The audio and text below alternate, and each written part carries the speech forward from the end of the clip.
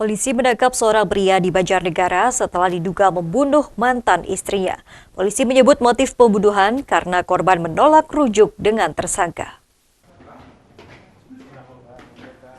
Pria berusia 33 tahun warga Purbalingga ditangkap polisi setelah menjadi tersangka pembunuhan terhadap Koi Nuraini, perempuan berusia 28 tahun, warga desa Sawangan, Kecamatan Punggelan, Banjarnegara, yang juga mantan istrinya. Dari hasil otopsi dokter forensik, korban tewas dengan 10 luka tusuk senjata tajam di tubuhnya, hingga korban mengalami perdarahan hebat. Polisi menyebut motif pembunuhan karena korban menolak rujuk dengan tersangka. Kejadian bermula saat korban didatangi tersangka yang meminta untuk rujuk kembali. Namun korban disebut menolak karena pelaku sering melakukan kekerasan dalam rumah tangga atau KDRT terhadap korban.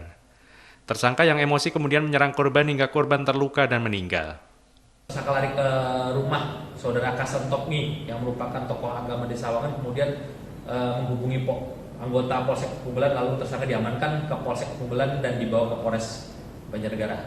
Untuk pasal sendiri yang kita persangkakan sesuai dengan hasil pemeriksaan saksi dan barang bukti yang disita, dijerat dengan pasal 340 KUHP tentang pembunuhan berencana, subsidiar 338 KUHP, lebih subsidiar lagi ke pasal 351 ayat 1 KUHP. Ya, yang 340 pembunuhan berencana, 338 pembunuhan, dan 351 ayat 1 penganiayaan yang mengakibatkan matinya seorang. Ancaman pidana mati seumur hidup atau paling lama 20 tahun.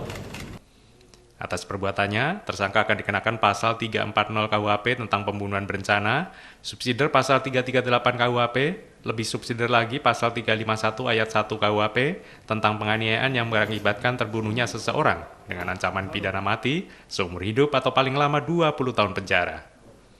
Dari Banjarnegara, Nurdin Oji, iNews melaporkan.